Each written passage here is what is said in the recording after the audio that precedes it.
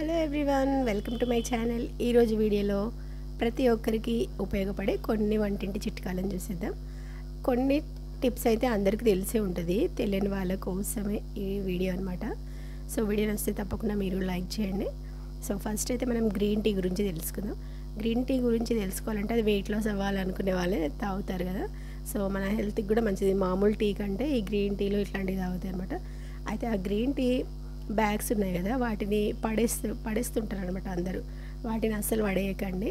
వీటిని మనం చాలా రకాలుగా ఉపయోగించుకోవచ్చు. ఆ టీ బ్యాగ్స్ని మనం ఫ్రిడ్జ్లో పెట్టేసి కొంచెం చల్లగా అయిపోయిన తర్వాత కళ్ళపైన పెట్టుకుంటే డార్క్ సర్కిల్స్ పోతాయి అన్నమాట. సో నల్ల మచ్చలు ఉంటే కూడా తగ్గిపోతాయి. ఇంకా ఈ ఎండిపోయిన టీ బ్యాగ్స్ ఉన్నాయి కదా, వీటిని మనం పడేయకుండా చెట్లలో వేసేసుకోవాలన్నమాట. దాంట్లో నుంచి ఉన్న పొడి అంతా తీసేసి చెట్లకు మంచి ఎరువులాగా పనిచేస్తుంది. సో అంతే అనమాట. టిప్ నచ్చితే మీరు తప్పకుండా ట్రై చేయండి.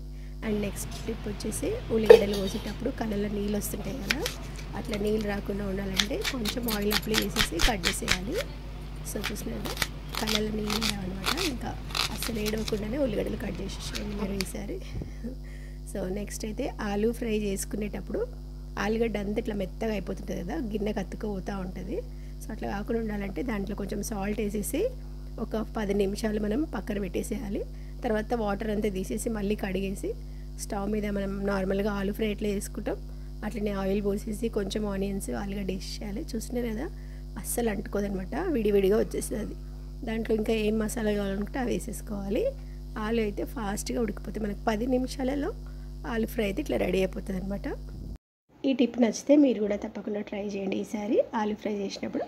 సో నెక్స్ట్ టిప్కి వచ్చేసి బెండకాయలు అనమాట. బెండకాయలు కూడా జిగురుగా వస్తుంటాయి కదా, మనము వండేటప్పుడు ఫ్రై చేసినప్పుడు అట్లా కాకుండా ఉండాలంటే ఏం చేయాలో చూద్దాం. ఫస్ట్ అయితే మనం మార్కెట్ నుంచి బెండకాయలు ఫ్రెష్గా తెచ్చుకోవాలి. అక్కడ చూసినారు కదా, ఇట్లా వాటి చివర్లు తెంపినప్పుడు టిక్ వన్ సౌండ్ వస్తే అవి మంచి ఫ్రెష్గా ఉన్నాయన్నమాట. సో అట్లాంటివి తెచ్చుకోవాలి. తర్వాత వాటర్లో వేసి వీటిని ఒక 2-3 సార్లు మంచిగా కడగాలి. కడిగిన తర్వాత కూడా ఒక క్లాత్తో మంచిగా తుడిచేసి అప్పుడు కట్ చేసేసుకోవాలి. పచ్చిగా ఉన్నప్పుడు కట్ చేస్తే అది జిగురు అవుతుంది అనమాట. సో ఇట్లా అన్నీ కట్ చేసిన తర్వాత ఫ్రై కోసం కొంచెం పెద్ద ముక్కలుగానే కట్ చేసుకోవాలి. చూస్తున్నారు కదా, మరీ సన్నగా కట్ చేసినా కానీ జిగురు వస్తుంది. అయితే స్టవ్ పైన కడాయి పెట్టేసి ఫస్ట్ ఆయిల్ పోయొద్దు, ఫస్ట్ బెండకాయలు వేసేసుకోవాలి. దాంట్లో వేసుకొని ఒక్కసారి మనం అట్లా కలుపుకోవాలి. దాంట్లో ఎక్కడైనా తడిదనం ఉంటే పోతుంది అనమాట, జిగురు రాకుండా ఉంటుంది ఇట్లా చేస్తే. సో తర్వాత కొంచెం ఆయిల్ పోసేసుకోవాలి.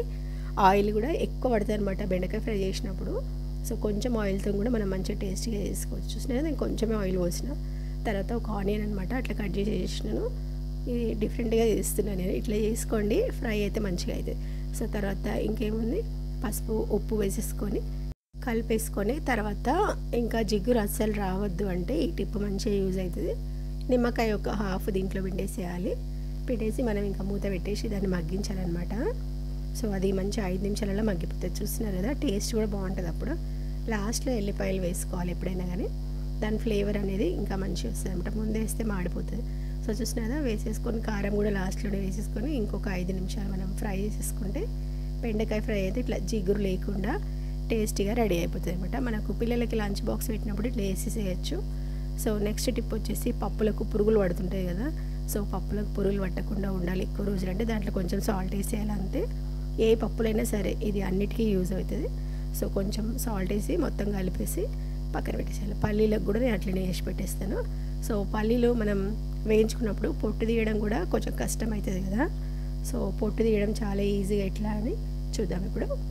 ఏం లేదు, చాలా సింపుల్గా చేసుకోవచ్చు. మన ఇంట్లో చిన్న రోలు కానీ పెద్ద రోలు కానీ ఉన్నప్పుడు ఇట్లా మంచిగా పల్లీలు వేయించేసుకున్న తర్వాత వాటిలో కొంచెం వేసేసుకొని ఇట్లా క్రష్ చేసేయాలన్నమాట. అంతే, దంచొద్దు మరి పొడిలాగా. జస్ట్ ఇట్లా మనం చేతితోని దాన్ని తిప్పుతున్నాం అనుకోండి, పొట్టంతా ఊసిపోతుంది. అక్కడ చూస్తున్నారు కదా, ఆ పొట్టంతా ఊడిపోయిన తర్వాత మనం ఒక ప్లేట్లో వేసేసుకొని తర్వాత చెరిగేసుకుంటే అవి నీట్గా మనకి పల్లీలు పొట్టు అంతా పోతుంది అనమాట. అంతే, చాలా ఈజీగా ఉంటుంది. ఈ టిప్ అయితే యూజ్ అవుతుంది అనుకుంటే మీరు కూడా తప్పకుండా ట్రై చేయండి. ఇక్కడైతే నేను అన్ని పల్లీలు అట్లనే చేసేసాను. సో ఎక్కువ మనం ఇట్లా వేయించి పెట్టుకుంటే పొద్దున మనకి టిఫిన్స్కి చాలా తొందరగా అయిపోతుంది అనమాట పని అనేది. అట్లనే చేసి పెట్టుకుంటాను నేను, ఒకటేసారి వేయించేసుకొని. ఇట్లా వేయించి పెట్టుకుంటే కూడా వాటికి పురుగు పట్టదనమాట. నెక్స్ట్ టిప్ వచ్చేసి, ఎంత గట్టిగా ఉన్న బెల్లంనైనా మనం పొడిలా ఎట్లా చేసుకోవాలో చూద్దాం. నేను బెల్లంని ఇట్లా ఏమంటారు కేక్ బేక్ చేసాం కదా, అట్లా నేను 10 నిమిషాలు ఆ కుక్కర్లో పెట్టేసి సిమ్లో పెట్టేసిన అనమాట.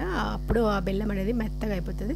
తర్వాత ఇట్లాంటి పీలర్స్ ఉంటాయి కదా మన దగ్గర, ఆలుగడ్డ, బీరకాయ వాటిని పొట్టు తీస్తాం కదా, అట్లనే ఈ బెల్లం పొట్టు కూడా తీసేసేయాలి. అట్లనే పొట్టే ఉండదు, ఆ బెల్లమే వచ్చేస్తుంది. ఎంత నీట్గా వస్తుందో చూసినా కదా, చాలా ఈజీగా ఉంటుంది అనమాట. జస్ట్ మనం దాన్ని అట్లా గీరుతూ ఉండాలి, తురుముతూ ఉంటే ఆ బెల్లం అయితే పొడి వస్తుంది అనమాట. మనకి దంచినప్పుడు గడ్డల్లాగా వస్తాయి కదా, అట్లా కాకుండా ఇట్లా చేసినాం అనుకోండి సన్నగా పొడిలాగా వస్తుంది. దీంట్లో ఏమైనా రాళ్ళు ఉన్నా కానీ మనం అప్పుడు తీసేసేయచ్చు, కనబడతాయి కూడా.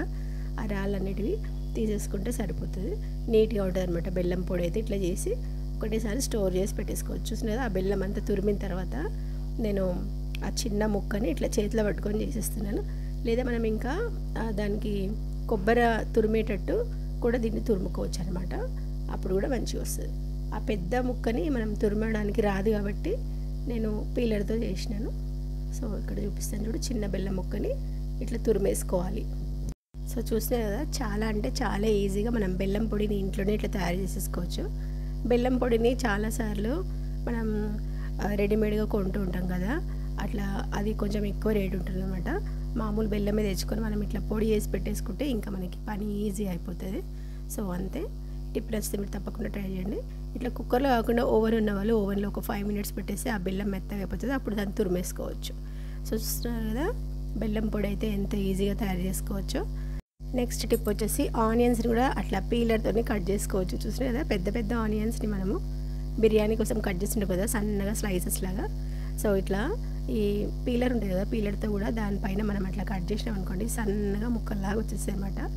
చాలా బాగుంటుంది ఇట్లా చేసుకుంటే. చాకుతోనైతే రాదు మనకు అంత సన్నగా. సో వీటిని మనం సలాడ్స్ లాగా లేదా బిర్యానీకి మంచి ఫ్రై చేసుకోవచ్చు. సో అంతే, చాలా ఈజీగా ఉంటుంది ఈ టిప్ అయితే. మీరు నచ్చితే తప్పకుండా ట్రై చేయండి. పీలర్స్ అందరి ఇంట్లో ఉంటాయి కదా, సో ఇట్లా ఈజీగా మనం ఆనియన్స్ కట్ చేసేసుకోవచ్చు. సో చూస్తున్నారు కదా, ఈ టిప్స్ అన్నీ మీకు నచ్చినాయని అనుకుంటున్నాను. నచ్చితే కనుక లైక్ చేయండి అండ్ టిప్స్ అన్నీ మీరు ట్రై చేయండి. వీడియోని షేర్ చేయండి, కమెంట్ చేయండి. ఫస్ట్ టైం నా ఛానల్ చూసే వాళ్ళు సబ్స్క్రైబ్ కూడా చేసుకోండి. ఇక్కడి వరకు వీడియో చూసిన వాళ్ళందరికీ చాలా థ్యాంక్స్. మళ్ళీ ఇంకొక మంచి వీడియోతో మీ ముందుకు వచ్చేసాను. అంతవరకు బాయ్.